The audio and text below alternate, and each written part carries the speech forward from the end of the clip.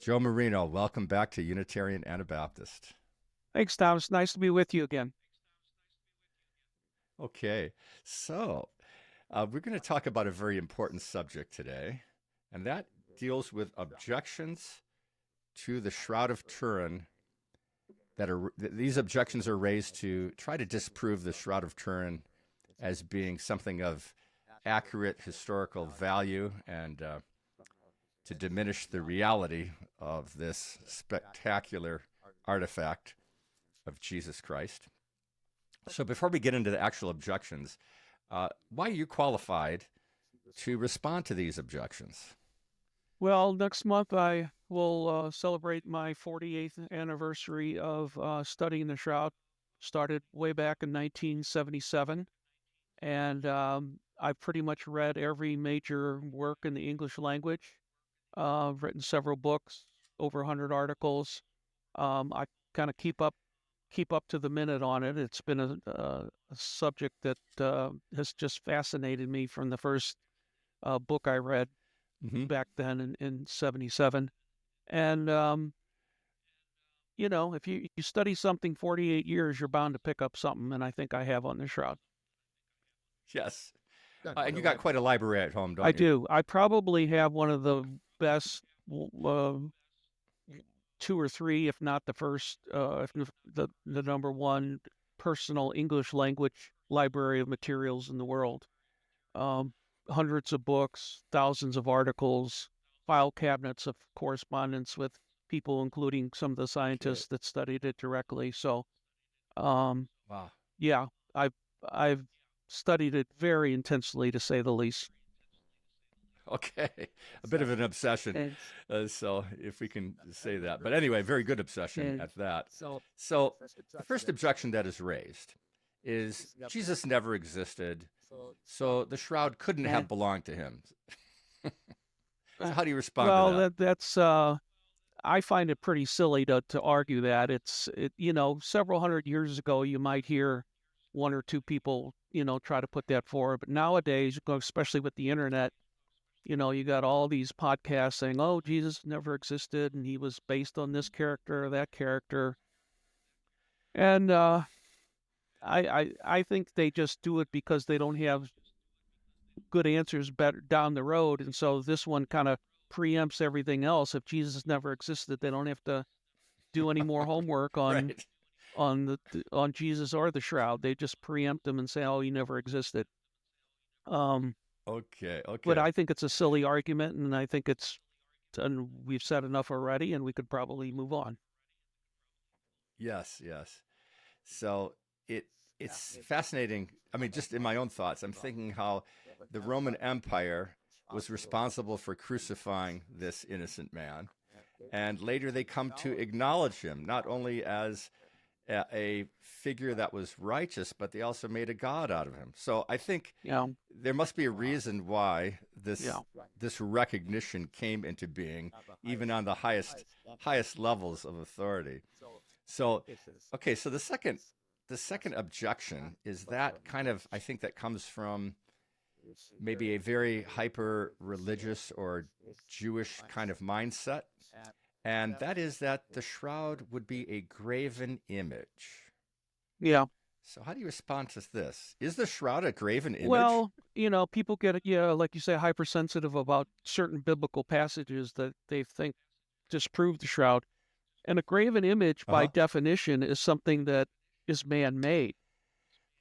And there's absolutely no proof, at least to this point, and I don't think there ever will be, that the Shroud is man-made.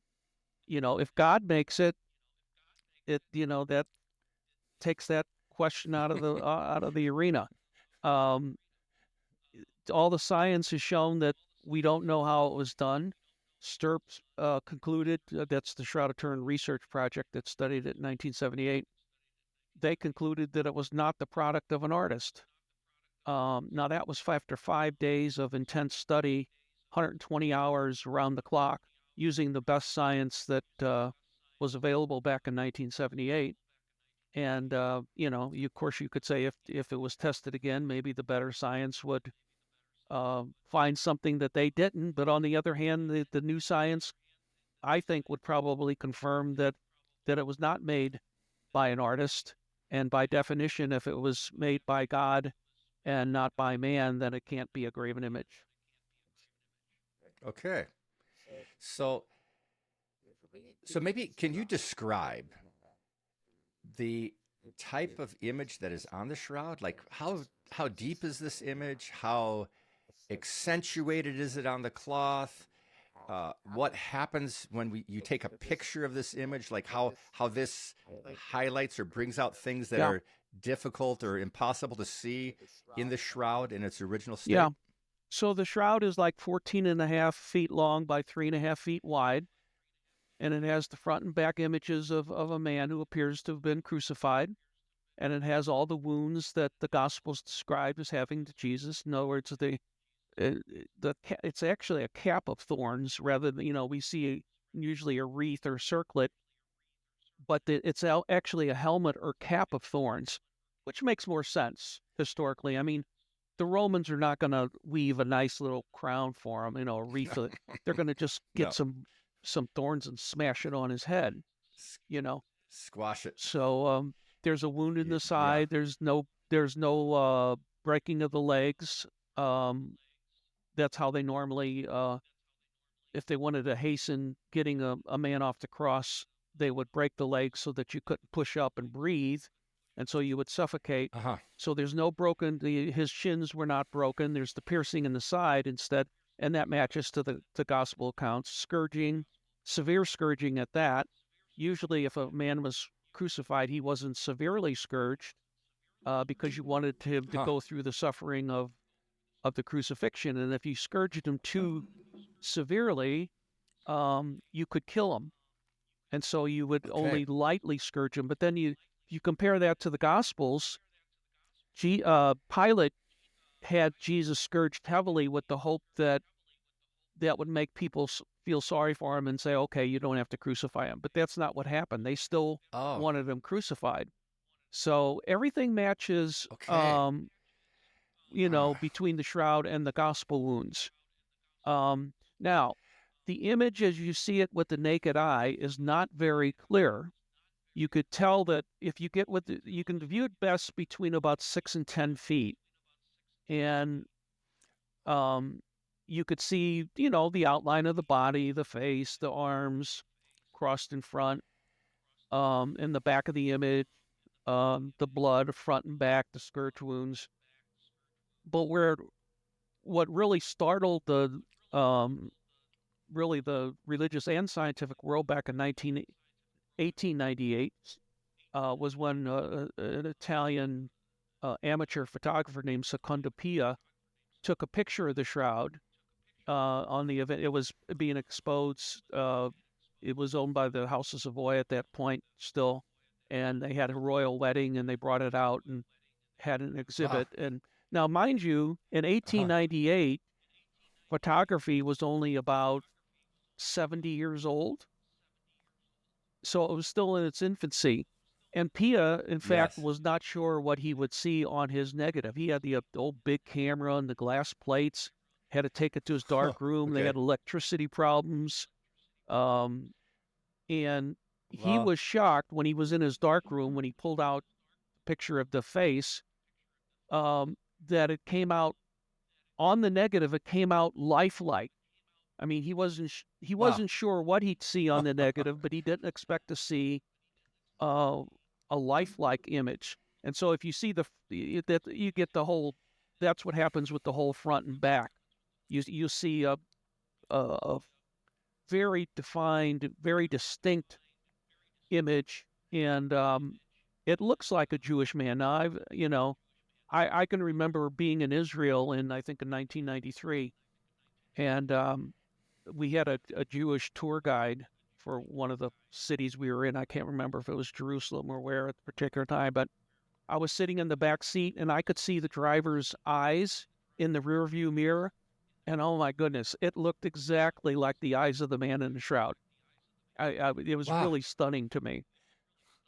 Um, so yeah, that's what really got science interested in it, is the fact that um, there's the negative aspect, And then when the scientists started studying it further, they discovered that the image is only on the top several thousandths of an inch of the fibers. So if a thread is made up of maybe 1 to 150 microfibers, and the image lies only on the top 1 to 2 microfibers of a thread, Wow. and you might have Wow. one fiber that's discolored, and then the one right next to it might not be. The image is uniform; it's non-directional. There, you'd really need a piece of technology. We can't even reproduce it today, but the idea that somebody in the 14th century could have done something like that is unimaginable. So it's not only got it's negative, it's superficial, it's also got spatial encoding. In other words, people are used to hearing the term 3D, three-dimensional information. There's three-dimensional information encoded in it. Now, why on earth would a forger in the 14th century do something that's so elaborate and either intentionally or unintentionally, which is even less likely, get all these weird features when in those days you could practically draw a stick man and fool some people and say, if you drew something or painted something and say, Right. oh, this is Right. the authentic, relic of Jesus, you would get tons of people believing you because they were, I'd Uh-huh. say, a bit Superstitious. more Yeah. gullible back then than we are Yes. today with our science oriented society. Uh-huh. So it's an amazing cloth. There's many more features that we could go on about, but those are the superficiality, the three dimensionality, and the negativity. Those three alone, I think those are the three of the most important features that point to it being uh, I'd say I think you have to be open to the saying that it's a supernatural image because we have looked at all of the natural images that are a natural type of formation that could have put it on there, and none of those work. Okay.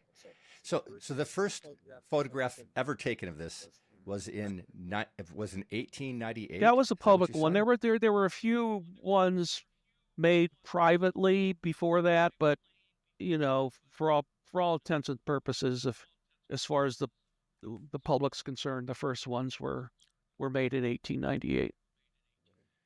Okay. And was the cloth behind glass when it was photographed?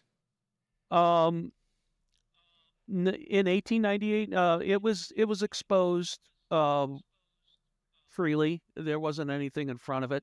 In fact, it was done that way Okay. as late as 1973. I know a couple people that saw it back then, and they said they couldn't believe it. You could reach out and literally touch it. I mean, the people that were Wow. viewing it got that close to it, and there was nothing protecting it. Wow. Yeah, Okay. So it was put on open display, just cloth showing without yeah, any protection over it yeah. up until Through 1973 '73. through Yeah. 73. Okay.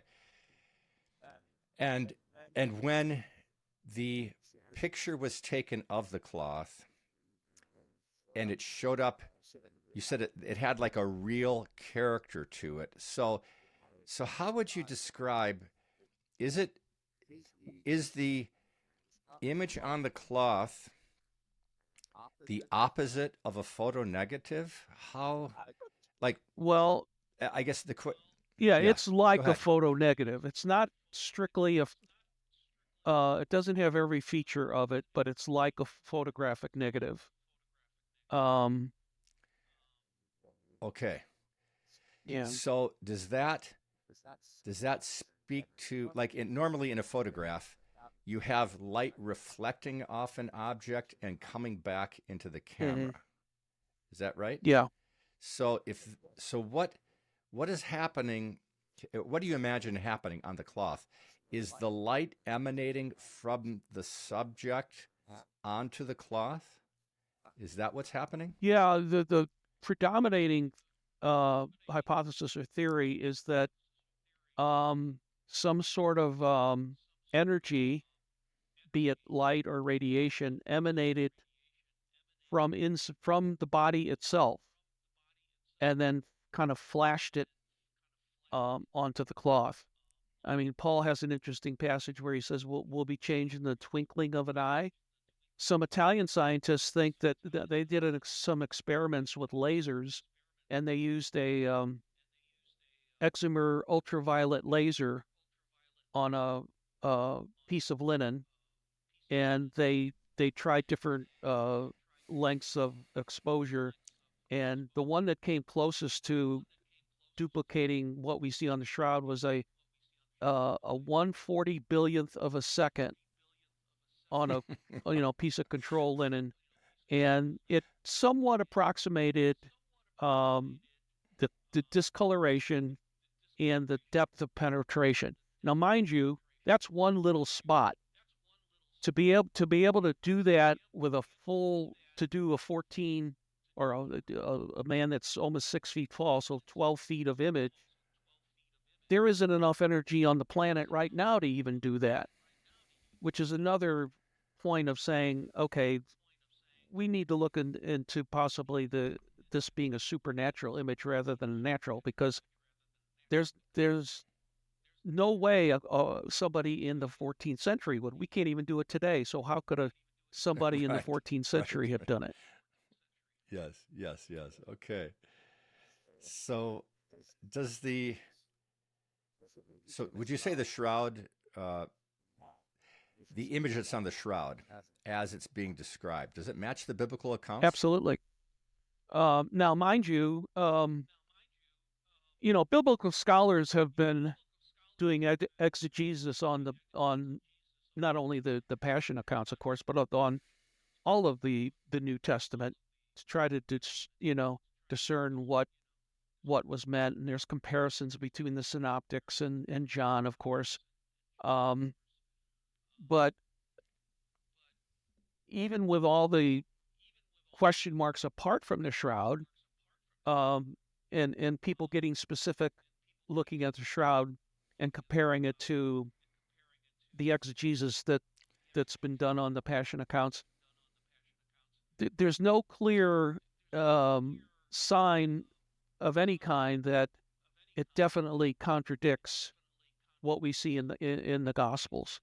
So that's been going on. I mean, it, ever since the 1898.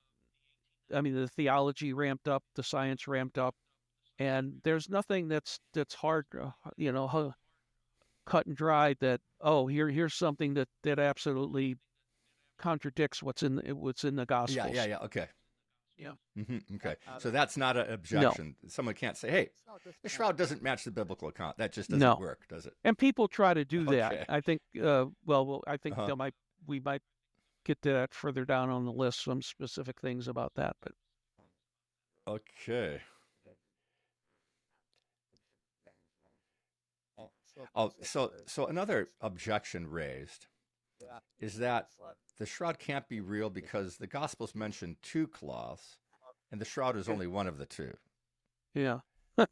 So, Well, that's another silly one to me. Okay, so the Gospel of John mentions a separate face cloth. The synoptics, Matthew, Mark, and Luke do not. But the face cloth would have been likely put on Jesus' face when he was on the cross after he expired and before he was taken down. The, the blood was very important to Jews, and if somebody died a violent death, you would try to keep all of the blood together with the body because the life ah, spirit was thought to be in the blood. So, even ah, today, when there's bombings in Israel or whatever, you will find mm-hmm. people, volunteers that kind of keep all the blood together with the body. Wow. They do that to this Okay. day. So John mentions that it was found in a separate place in the tomb. Now, over the course of 2,000 years, you might think or realize that the big cloth and the face cloth might have got separated somewhere along the way. I mean, it would have been pretty amazing if the two stayed together. And in fact, that if they were together, people would use that as an excuse to say, "Oh, look, they're together. They should have been." apart. So this is obviously a fake and a hoax. Hmm. No, you would Yeah, yeah, expect yeah. the claws to get separated, and the face cloth is called we believe we have that in Spain. It's called the Shroud or Sudorium of Oviedo, and it's in Oviedo, Spain, and it's been there since 614. So we have a good 614. documentary history back to Wow. there. Now, obviously, if it's authentic, it would go back another 600 years, but we don't have a good record of that. But we definitely have a clear documentary existence Okay. of the Sidarium from 614 on. The Sidarium. Well, that's quite a length of time to be able to keep track of such a Mm-hmm. thing. So, is there anything you could say about the type of fabric that the Sidarium was composed of? Um, Is it similar to the it's shroud? not the weave isn't as elaborate. It's more of a simple type cloth. It's only like 33 inches by 52 inches or something. It's got blood stains on Oh, it, but no facial image. But some experts have compared the blood stains, and they seem to think that it definitely wrapped the same man that was in the shroud. But that they've done mock-ups with a shroud replica and a Sudarium replica, and the blood stains seem to match. Um, so and it's I think it's a 1-to-1 uh, twill, as opposed to the shroud is a 3-to-1 herringbone twill, which is a much more expensive one. okay. So, where would the facial cloth have been placed? The facial cloth would have been removed from the face of Jesus before the shroud covered him? Most likely, because yeah, well, they once they got him in the tomb and they were going to finish they were in a rush because it was probably 6 o'clock, getting close to 6 o'clock on a Friday evening, so the work had to stop, and so they were going to anoint the women coming back Sunday morning to complete the anointing. So in the meantime, they probably put it in the shroud and put the face cloth aside. We're going to come back Sunday morning and Oh, complete the anointing. And of course, Sunday morning, uh, they discovered the he wasn't body's not there. there, and the rest is history, as they say. Well, I see. Okay. All right. Oh, that's so fascinating. So, and and it, I understood that it was possible to determine the blood type on the shroud Well, and the Sidarium. um, I think one has to be careful with that because I've read that all old blood will type as AB. Now the you will hear and read that both the shroud and the Sidarium have AB blood, which is a rare type. Um, and it's very prevalent in the Middle East, but only about 3 to 4% of the world population has that. But it is common among Jewish people. But like I say, it all old blood um, can type that as AB, and one of the modern blood experts, named Kelly Kearse, um, says that he doesn't believe you could give it a specific type based on the different Okay. elements. Okay. So when there's a comparison of the blood between the shroud and the Sidarium, it's more based on location rather than actually blood Yeah, type and that type of exactly. perspective. Okay. Okay. So, did Jesus have long hair? Well, he lived under the law of Moses, and in the law of Moses, you couldn't even you were not allowed to cut your hair. Samson had long hair. You find there's laws in Leviticus and about not cutting your hair, and Jews today have long hair. This is another example where people take Paul's passage about it's a shame for a man to have long hair, and then they apply that to Jesus. Well, Paul never met Jesus in real life, and Paul was a Roman citizen, and he's talking to people in Corinth. And here's where biblical exegesis is very important. So a lot of scholars think that they're not talking about the specific length of hair, but the fact that men in Corinth and stuff were adorning their hair in the style of females. So, Oh, you can get in trouble with English translations, just like we can. I think we'll discuss this too before we get done. Is the question of strips when John in the Gospel of John talks about there's linen strips. People say, "Oh, he's wrapped like a mummy."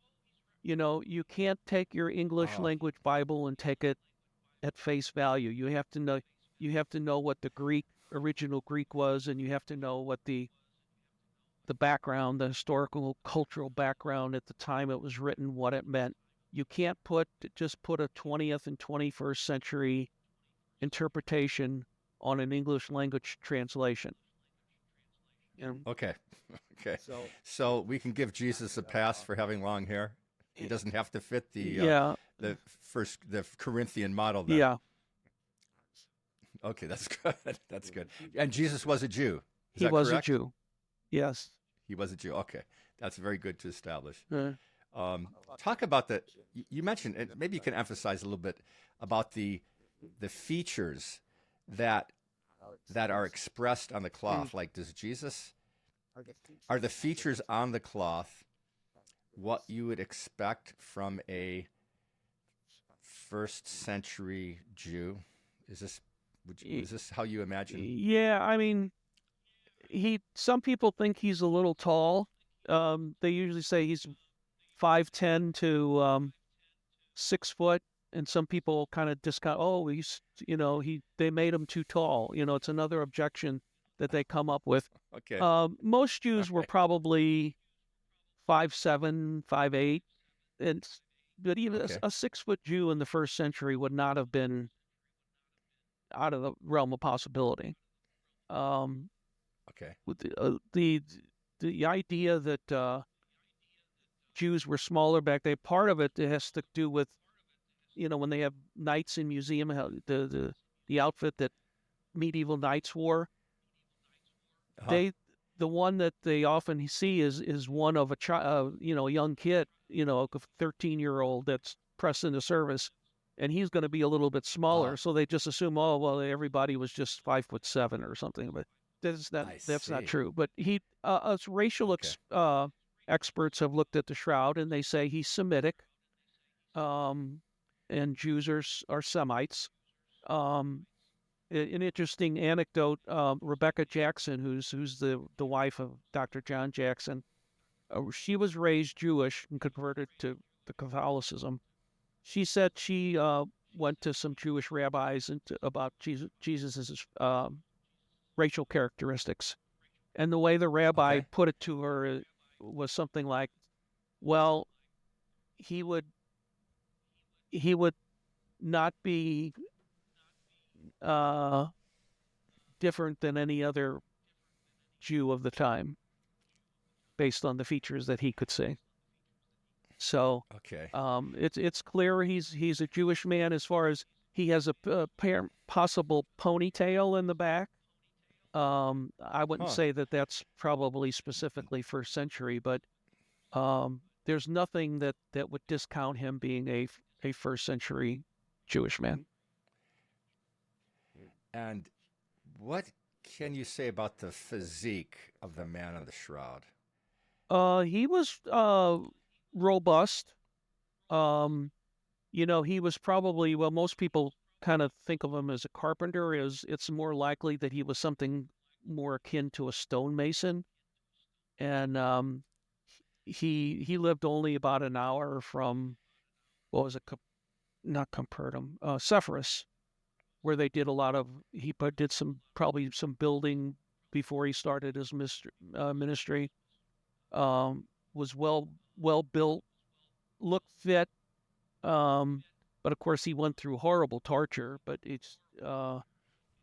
and Pilate was kind of surprised that he died so soon because crucifixion victims could last several days on the cloth, but you have to remember he went without food and drink for a long time, was beaten, scourged badly, beaten by the soldiers in Yes. the face, and then Right. had to Right. carry his cross and probably had his shoulder dislocated, and um, so Yeah. Pilate was a bit surprised that he died early, but he was a very fit man. Um, but as I say, most crucifixion victims could last for days, but they were normally treated less harshly than Jesus apparently was. But you did mention also that Jesus was heavily scourged, Yes. and you think Pilate did this to Yeah, appease the Jews? because he And didn't want to have he didn't think Jesus deserved death, so he was, I guess, it was a way possibly to assuage his conscience a little bit. So he figured if he scourged him heavily, they would say, "Oh, okay, let him go." But they still wanted his blood, and then he washed his hands of it, took the easy way out, and had him okay, crucified. um, do you think Jesus would have survived the scourging had he not been sent to the cross, or is that questionable? Um, I think he probably That would might be have. a difficult. That might be a Yeah, difficult question. yeah. But yes. I think he was probably robust enough that he probably could have most. And now that he the same scourging he got probably would have killed a lot of people, but because he was so fit, I think he might have survived it. Okay. Okay. All right. So I guess we probably better move on to these objections. I really like what I've heard so far. Um, the shroud. Here's one objection. The shroud can't be real because the man has a beard, Hmm. and Isaiah prophesied that his beard would be plucked. Well, Isaiah doesn't say they plucked the whole beard. Uh, I mean, there is kind of a gap in the beard. Now that could either be from the fact that they did pluck some of it, or it could also Mm-hmm. possibly be from a chin band that was put on in the tomb to keep the mouth shut. But Oh. Barry Schwartz used to say is that they're not going to pluck a whole beard. He says he had a beard, and he says I could tell you if you get that caught in a zipper or something, just one hair brings you to tears. So they're not going to do the whole beard. So Okay. it's another kind of Okay. silly uh, Bible too intensive focused passage that makes them think that this can't be real. Okay. All right. So as I'm just thinking, in addition to these objections, like trying to imagine what this human being went through. So I just like to run through this. So he had a ball of thorns squashed on his head. He was scourged, and the scourging that is represented on the shroud seems to have these marks that go from his back Yeah. that wrap around to the Yep. front of his body. And how many wounds were Mm. administered by the scourging?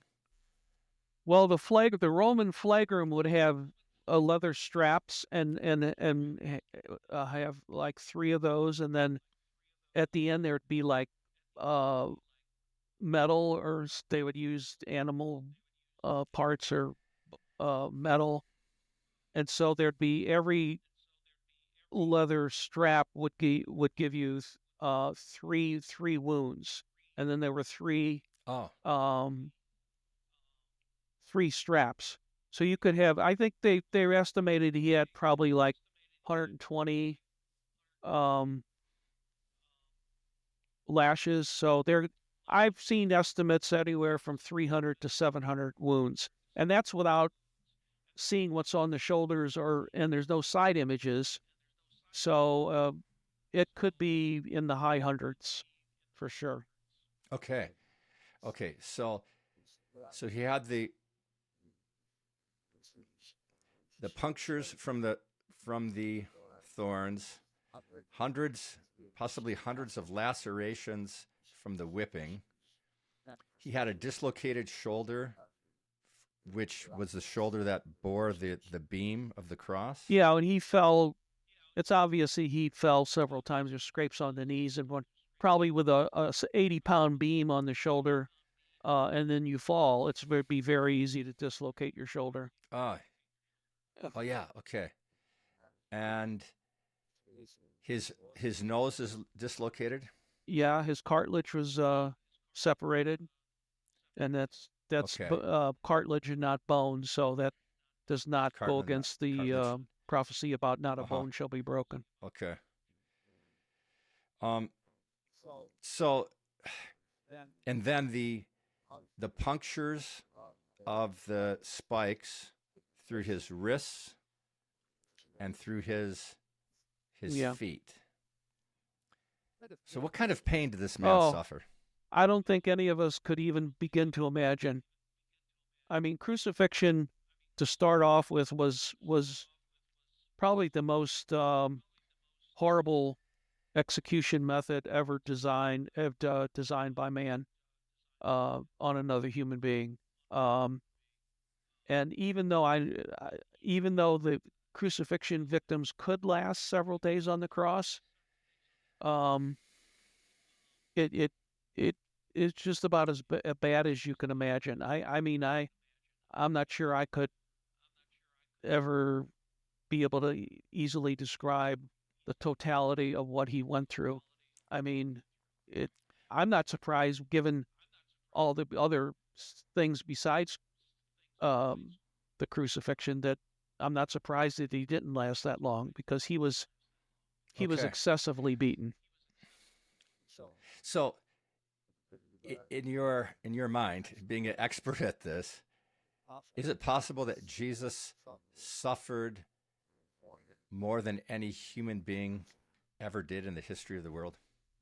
I think that's a distinct possibility. Okay. I do. Okay. And the now here's an objection that is raised, which I guess is a pretty reasonable objection. This cloth, if it were the burial shroud of Jesus, is 2,000 years old, pretty close to 2,000 years old. How can a linen cloth survive 2,000 years? Answer is actually easily. If you go to the Egyptian Museum in Cairo or the Egyptian Museum in Turin, you will find examples of Egyptian cloths that are thousands of years old. Hmm. I actually I went to a lecture in the 70s or 80s in St. Louis, and the person there, I forget who he was, but he had an example or a small sample of um, an Egyptian cloth that was from 2000 BC, just a small Wow. little piece. So that was 4,000 years Uh old. huh. And linen is durable, and if you take care of it, it can last. And you have to realize that, I mean, it could last by itself. It's not a miracle that the shroud could have lasted that long, and there's just natural factors that would uh, point to that. But you would expect if it was believed to be the burial cloth of Jesus, that extra care would have been taken, and it was hidden away. Only the rich and powerful had access to it for many years and whatnot. And it's been hidden away most of its history.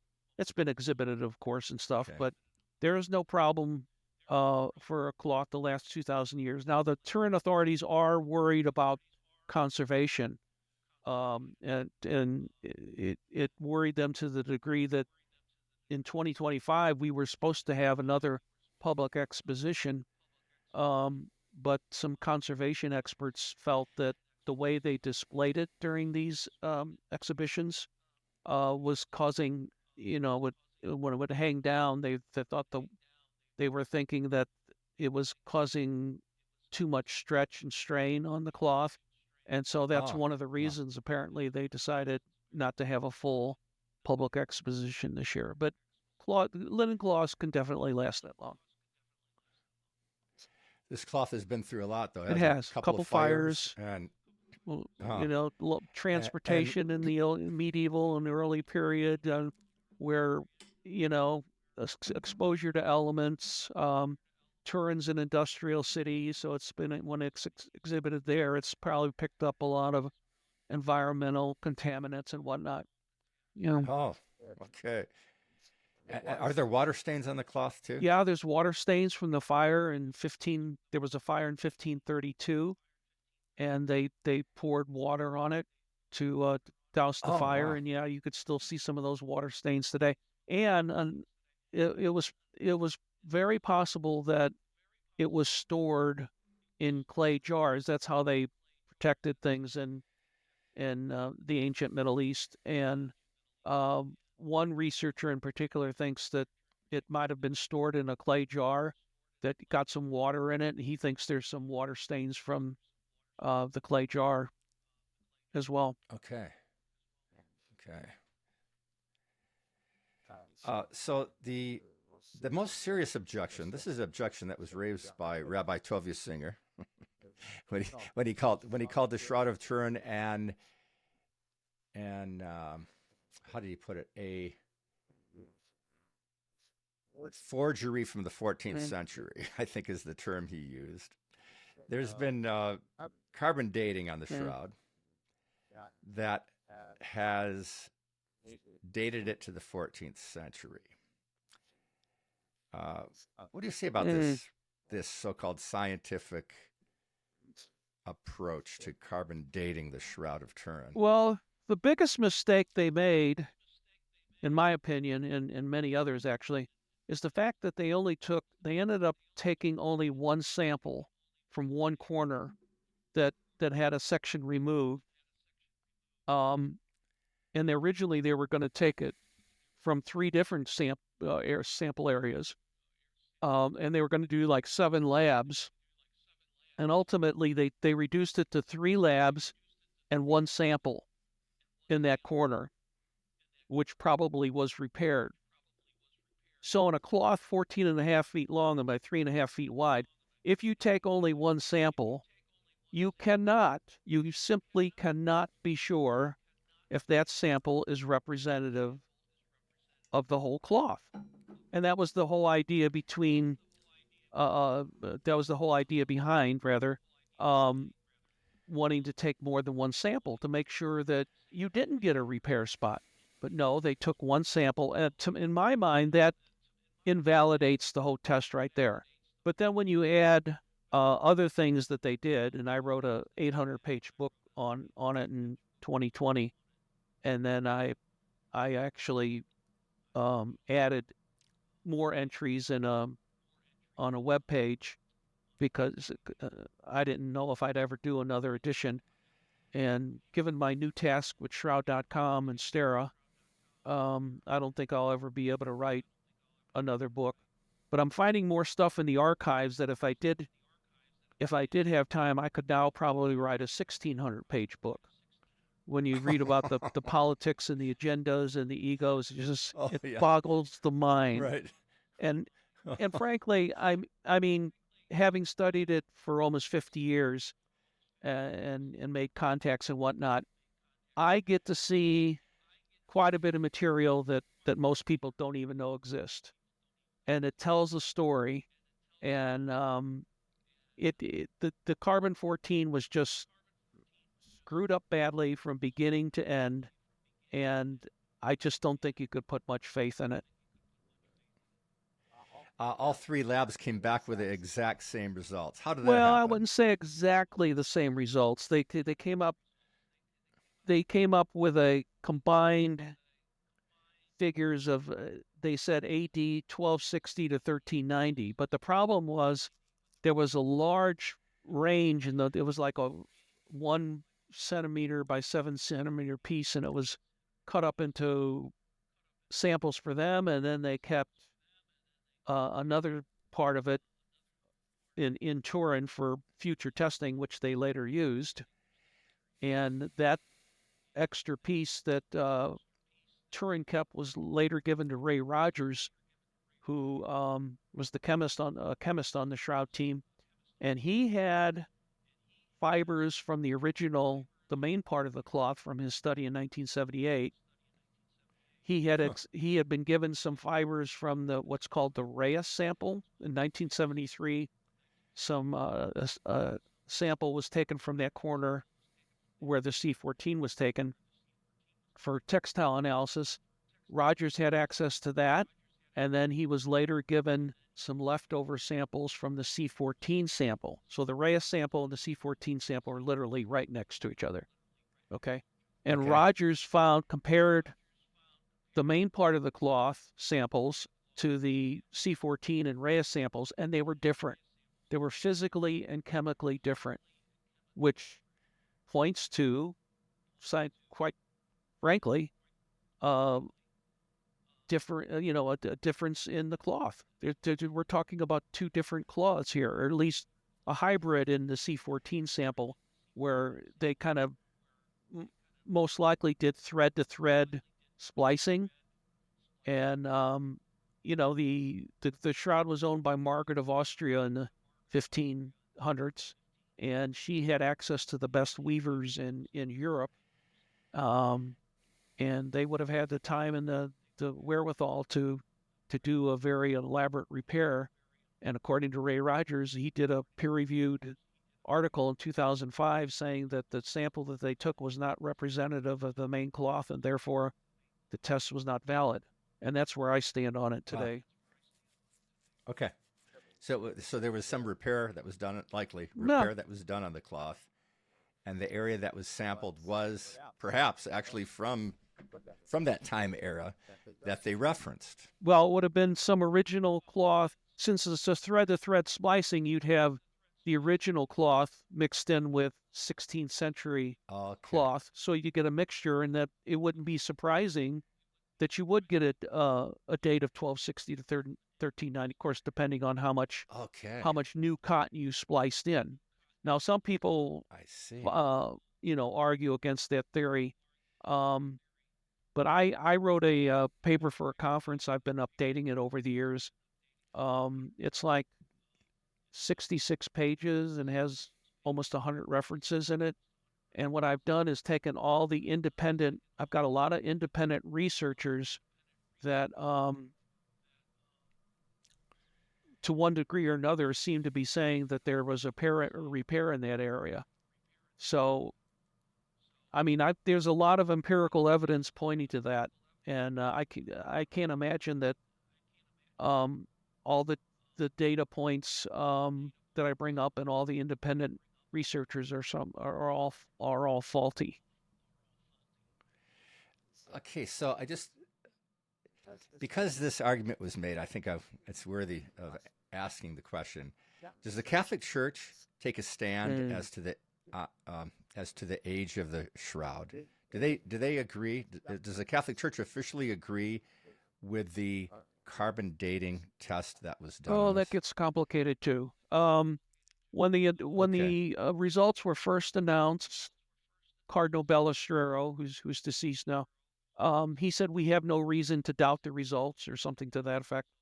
But then in Okay. 1990, the Vatican press office came out and said that the results didn't match with previous data. In other words, what Stirp had come up with. And different popes have said Okay. different things. And I think Pope Francis calls it an icon.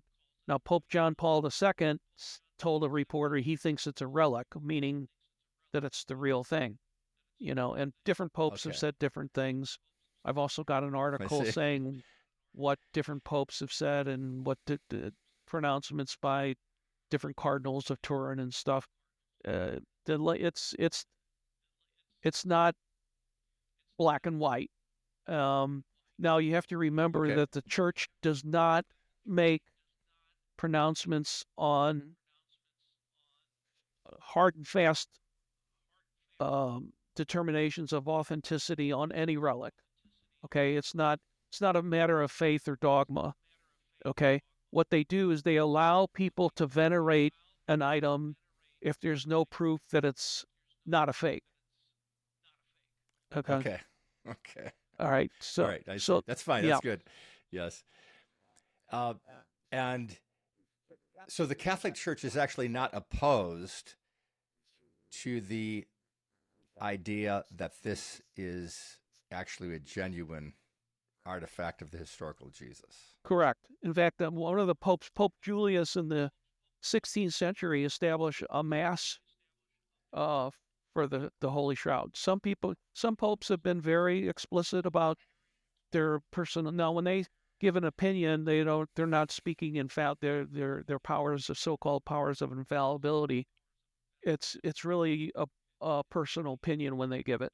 Um, Okay. but there's varying degrees of forcefulness in the language that they use. And so if you have on one hand this Catholic posture of sometimes acknowledging and then occasionally not acknowledging, what would you say the mood in the Protestant Christian community is on the Shroud of Mm, Turin? it's Is, mixed. is there anyone in the Protestant? Is mixed also? Yeah. Um, Okay. I don't think there's any other object of maybe the Sudarium's a close second. Um, but most relics Protestants will dismiss automatically. But I know of quite a few Protestants that pay attention to the shroud, do research on it, and some of those were very skeptical at first because they were leery that it was a relic connected to the Catholic Church. Although most people don't realize that Okay. the Catholic Church has literally only owned it since 1985. Before that, it was in private hands. Now, those private hands probably had a very close connection to the Catholic Church, but the Catholic Church did not actually own it until 1985. Um, yeah. And in those people that those individuals that are Protestant that have researched this and have concluded that this is likely a genuine artifact of the historical Jesus, how do they express the meaning of this in their own Mm. faith perspective? Well, I think they, I mean, I is yeah. I think they take the tack that, you know, let's face it, Christianity is an historic religion. It's based in a specific place and time. Jesus was believed to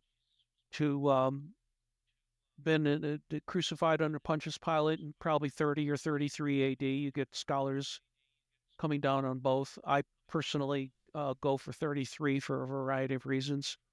Um, but there's no reason that we can't have physical remnants of the life of Jesus. And if when Peter and John came to the tomb, and mind you, people are worried. Another objection is people, oh well, if you believe in the shroud, it takes away from faith. But if you look at the account in John about Peter and John coming to the tomb, if you read it closely, you'll find that when John looked in, he hadn't seen the risen Jesus yet. He just sees the linen cloths, apparently with no body, obviously with no body. And it says he saw and believed. Okay. He believed on the basis of the linen cloths before having seen the risen Jesus himself. Okay. I think that's an important Okay. point that a lot of people miss.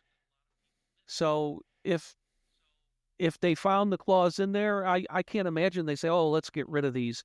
Despite the fact that if they held to their Jewish roots, they wouldn't have bothered with it because that would have an unclean object having touched a dead body and had blood Yeah. on it. But because they were disciples Yeah. of Jesus, I think they thought, oh, this isn't, we really need to keep this despite the former prohibitions as that we had as Jews. And I think God providentially had the cloth um, preserved down through the centuries so that we could have it, especially in our day, uh, Yes. when images are Well, so I was just important. thinking Yeah, in terms of the cloth being unclean because it touched a dead body, of course, the body of Jesus was raised from the dead and given new Yep. life. So I think the nature of the cloth would have been very Yeah. different then. It's no longer the cloth. It's no longer the cloth of a dead Right. man at that point, is it? Right. Yeah. Yes. And a lot of scholars look at the passage in Paul Galatians 3:1 and wonder if that's a reference to the shroud where he says, "Oh, you foolish Galatians, before whose eyes Jesus was publicly portrayed as crucified," something along those lines. Oh, And that has a connotation. If you look at the Greek word porgrapho or something, it's sort of like um, has the connotation of putting a sign in a town square, a proclamation of some kind. You whose before whose eyes Jesus was publicly portrayed as crucified. Now the shroud would fit that very well. I mean, there's hard to, a lot of scholars would say, oh, he was the exegesis is that his preaching was so powerful the Galatians could envision Jesus being crucified, but Paul never saw Jesus being crucified, so he wouldn't know how to describe it no. anyway. You know, so Is it possible that Paul saw the Shroud of I Turin? think so. I mean, it wouldn't have been called the Right, Shroud of Turin, obviously, right. but that Paul saw the burial shroud of Jesus. Wow, that's quite a thought. Yeah, Hmm. I think so. Okay. Well, this has been just a fantastic discussion we've had. You've shown so much light on this subject. It's probably time to wrap things Okay. up, but I wonder, can you take a few minutes and kind of give us some concluding thoughts on what we've talked about thus far? Yeah. Well, I think, I would encourage people to do a little research before making proclamations. I would love to hear more people say, when they're asked an opinion of the shroud, something along the lines of, well, I don't know very much about it. I really need to do more homework. And Okay. few people do that. They just kind of give their opinion and kind of try to make it sound authoritative. But the Bible's complicated, biblical exegesis is complicated, the shroud is complicated. You need to do some research, and I think if you do, you'll find um, it's worth the time, and you'll learn a lot. I remember when I used to lecture in St. Louis, which is my hometown. I'd give a lecture, and people would come up to me afterwards and say, I'd really like to get more into this. And I'd say, be careful. If you get into this, you may never get out. I've only known a couple people that were, heavily into the shroud over the years, and they were able to kind of extricate themselves. Most people get exposed to it and get into it, and it becomes a lifelong pursuit. Some of my friends have Oh, studied it so 50 years and longer. So yes, do some studying. Go to shroud.com. There's articles there for the beginner to the advanced student and scientist. Um, yeah. you know, I just actually I have one question I'd like to ask before we hmm close. How does how does the Shroud of Turin animate your own Mm. faith? Yeah. Well, it makes me think about Jesus every day, and it almost, even though I've been doing this 50 years, it kind of hit me harder recently, and when I'm thinking about the whole issue of Jesus being God, and how incredible that is. And you know, I if I had my druthers on what would be in the Bible that it isn't there, I'd say two things. I think they should have said Jesus smiled or Jesus laughed.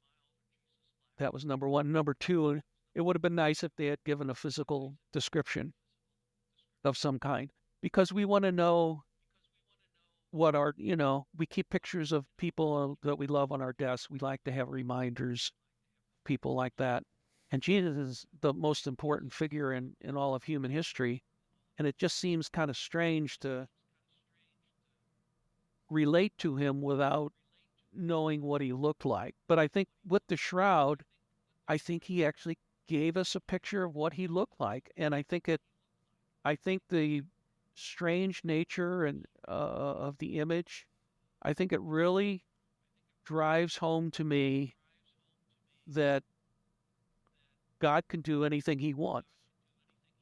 And I think God left that cloth for for it to help strengthen our faith.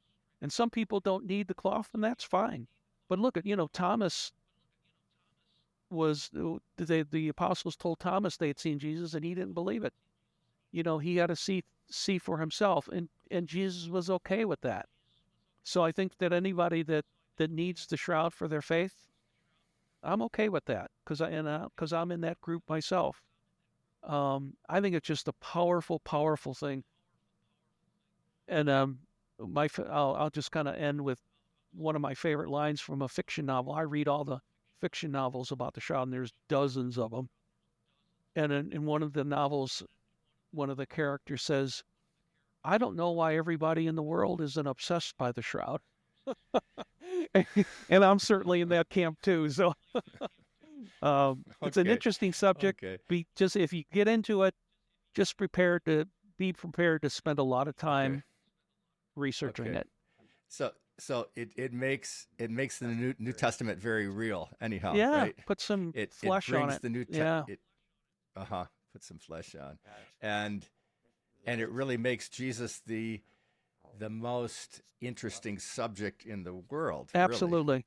because to understand the person of Jesus is the the farthest depth that can be achieved by humanity to understand the person, the character, and the just the meaning of Jesus, what the name of Jesus means, and the power that's in the name. Well, I thank you so much, Joe, for coming on and sharing these deep thoughts with us, and I wish you God's blessing. Thank you. God bless you too, Tom.